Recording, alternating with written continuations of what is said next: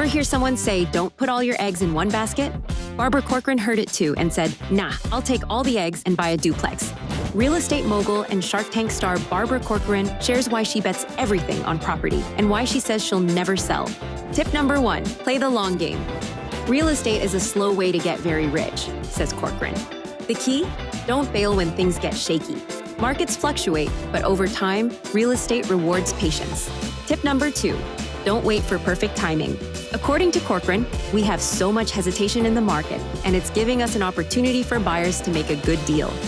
Buy when you're ready, financially and emotionally. The perfect market doesn't exist, and waiting could cost you the right deal.